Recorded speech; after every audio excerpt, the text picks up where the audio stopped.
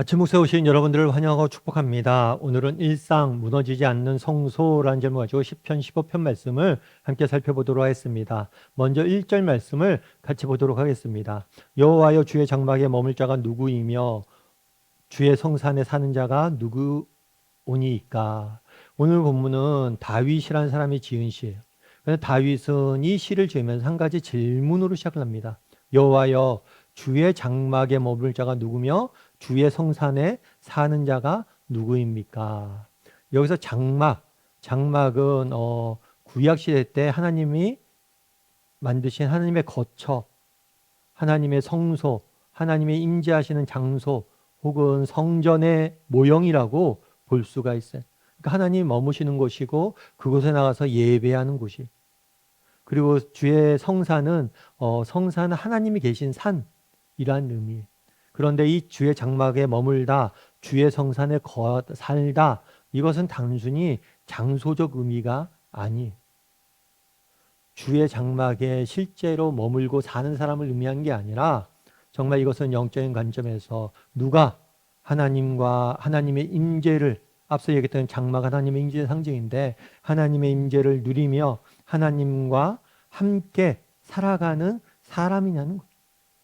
누가 하나님의 임재 가운데 사는 사람이냐? 장소적 의미가 아니라 영적인 의미로 누가 도대체 하나님의 임재 가운데 사는 사람이냐? 누가 하나님과 동행하는 사람이냐? 라고 질문한 거예요. 이렇게 질문한 다음에 다윗은 곧바로 그에 대한 답을 제시합니다. 그 답은 무엇일까요? 2절부터 4절에서 이렇게 이야기해요. 정직하게 행하며 공의를 실천하며 그의 마음의 진실을 말하며 그의 혀로 남을 허물하지 아니하고 그의 이웃에게 악을 행하지 아니하며 그의 이웃을 비방하지 아니하며 그의 눈은 망령된 자를 멸시하며 여호와를 두려워하는 자를 존대하며 그의 마음에 서원한 것은 해로울지라도 변하지 아니하며. 그래서 어떤 사람이 정말 하나님 앞에 합당한 사람인지 하나님의 인자 가운데 사람인지 한 가지를 지적을 합니다. 그런데 다윗이 말한 내용들의 우리가 핵심적인 내용들을 몇 가지를 뽑아서 살펴볼 수가 있어요. 그 중에 하나는 뭐냐면 일관성. 다르게 말하면 신실성이라고도 이야기할 수 있겠죠. 무엇보다도 마음과 행동이, 믿음과 삶이 일치해야 된다는 것. 오늘 본문에 이렇게 되어 있죠. 그의 마음의 진실을 행하며 정직하게 행하며. 마음과 행위 두 가지가 하나가 되어야 된다는 거. 하나. 정말 우리의 말과 우리의 마음이, 우리 마음속의 생각과 우리의 행동이 하나가 돼. 뿐만 아니라 우리의 믿음과 삶이 하나가 돼.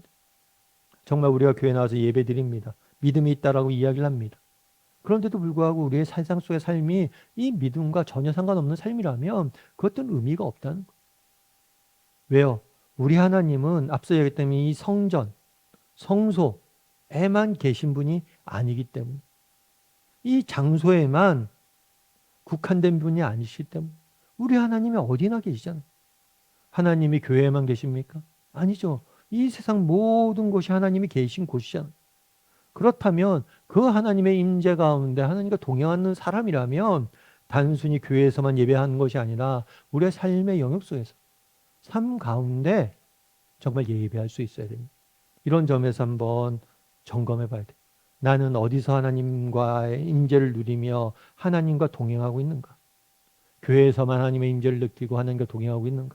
아니면 내가 정말 세상 속에서 하나님을 느끼며 하나님과 동행을 하고 있는가? 그리고 또한 다윗이 이렇게 지적한 것들 중에서 강조하고 있는 게 있어요. 그건 뭐냐면 말이에요, 말. 오늘 본문에 보면 이렇게 됐죠. 진실을 말하며 그의 혀로 허물하지 아니하고 악을 행하지 아니하고 비방하지 아니하며 멸시하지 아니하며. 말과 관련된 내용들을 굉장히 많이 이야기하고 있고 강조하고 있는 모습들을 보게 돼요. 앞서 얘기했던 것처럼 우리의 믿음이 우리의 행위와 일치해야 됩니다. 그런데 무엇보다도 뭐부터? 말부터 우리가 달라져야 되는 거예요. 왜 그럴까요? 여러분, 성경은 이 말에 대해서 굉장히 강조하고 있습니다.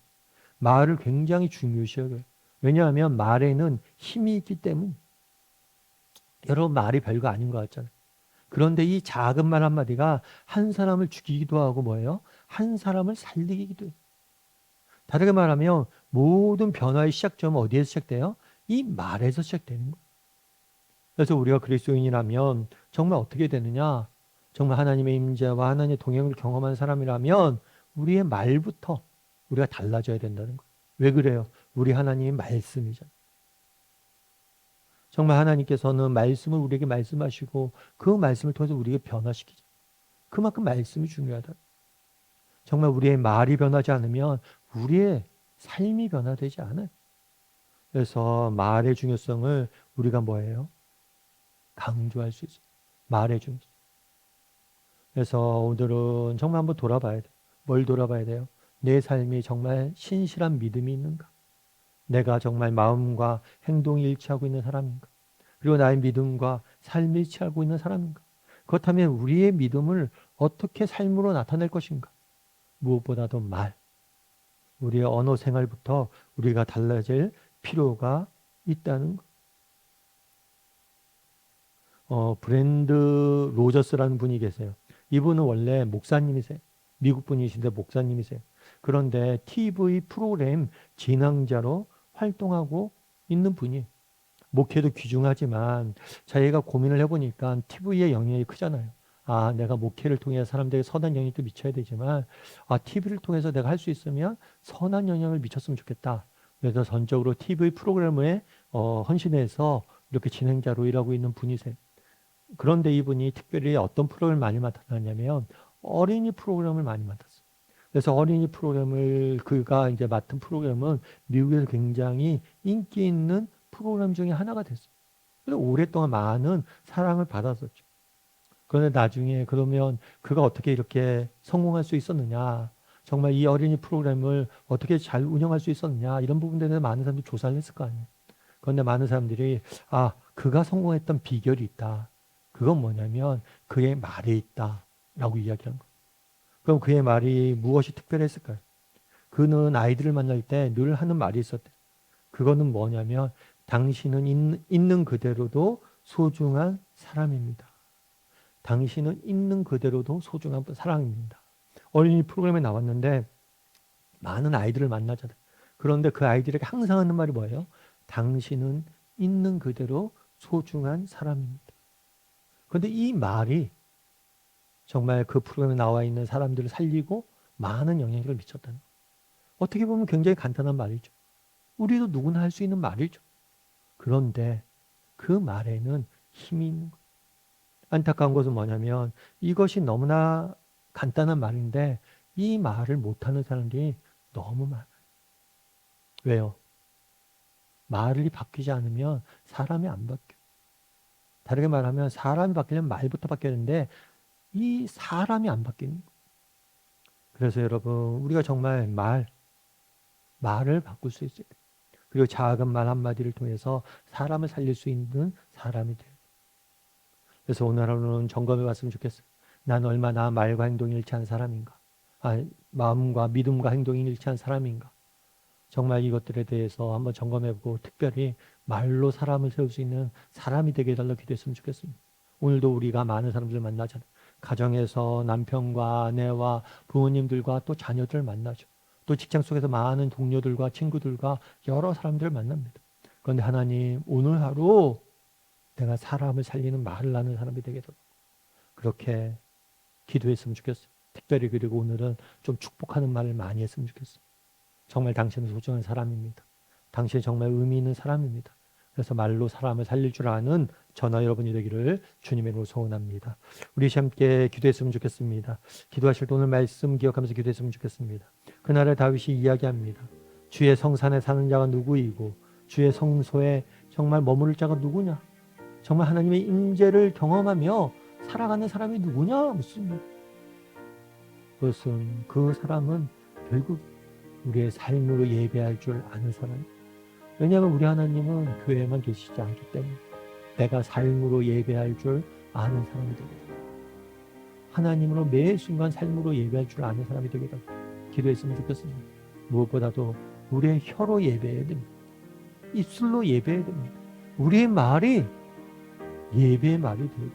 우리의 말이 사람을 살리는 말이 돼요. 그래서 오늘 하루 하나님을 예배하는, 삶으로 예배하는 사람을 살게 해달라고 기도해 주시고, 특별히 말로 사람을 살리는 사람이 되게 해달라고 이 시간 목소리로 같이 기도하도록 하겠습니다. 같이 기도하시겠습니다.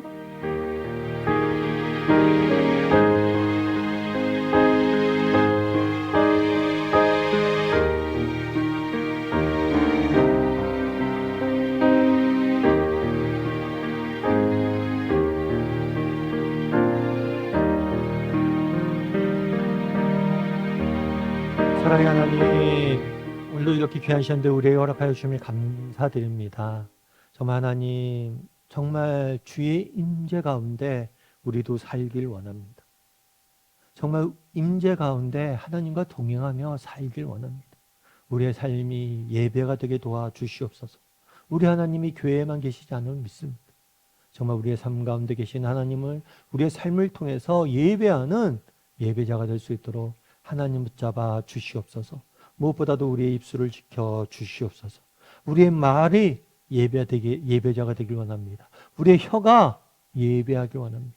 우리의 말과 혀로 사람을 살리고 사람을 축복하고 하나님의 영광을 드러내는, 말로 사람을 살리는 우리 모두가 될 수 있도록 주여 붙잡아 주시옵소서. 오늘 하루도 하나님께서 우리와 함께할 줄 믿사오며 모든 말씀 예수님의 이름으로 기도드립니다.